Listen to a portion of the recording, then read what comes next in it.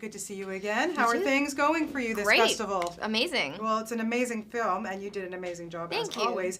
Reaction initially when you read this script, because it's, you're dealing with cancer, yet there's some humor in there. Yeah, I would say when the script was pitched to me, obviously I was a little nervous, but as soon as I read the script, it was just so beautiful and honest and funny in all the right ways. At no point did it feel like, I see, they've made a cancer movie, but they've put jokes in it to make it sort of different. It just felt like this is, one person's experience, and these are the things that happened to him along the way that were like, really pretty messed up, but you have to laugh at them. They're so bizarre and so peculiar. Yeah, but what I love so much about the film is that it does feel very real. It does feel, it's okay to laugh at things like this. It's okay to, and the people that he connects with are, friends, people who love him and support him, but yet try to make life easier, as your character does. And I was wondering, for you to work with somebody like Joseph, amazing. Yeah, no, Joe is absolutely incredible. We had almost no time to meet, let alone rehearse before we shot our first scene together, and I just couldn't believe how good he is at creating a connection that didn't exist 20 minutes prior.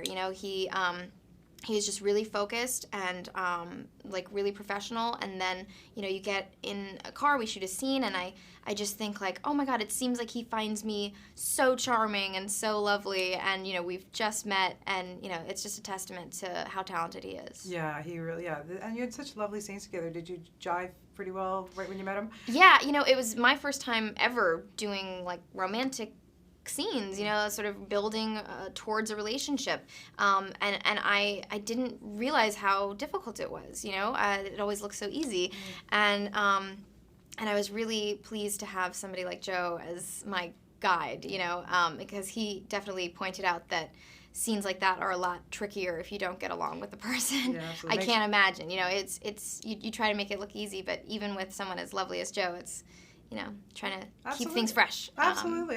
So that little, Twilight movie moves along, right. And we have The Breaking Dawn coming out soon. So are we going to see you in that? I'm in the first part, yes. And how has that changed your life, being in a part of a movie like that? Yeah, it's funny.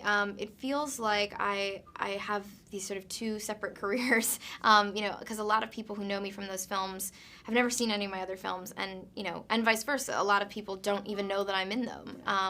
So it's changed my life in that when I see groups of teenage girls, I have to brace my ears, and they sort of run up and they want to know about Rob and Taylor, and I do my best to indulge them without saying too much. So I just try to to handle that, and like they're the nicest girls ever, so it's really sweet, but it's very loud. And, yeah, very loud, very diverse. Very quickly, I have to ask you what to expect when you're expecting, because that was the Bible for me when I was pregnant with both my kids. So I'm just curious how that all came together. Just very quickly, can you tell me about your character? Yeah, I play a young woman in it's an ensemble piece, and lots of different women's experience with pregnancy, and mine is an unexpected pregnancy, and just trying to navigate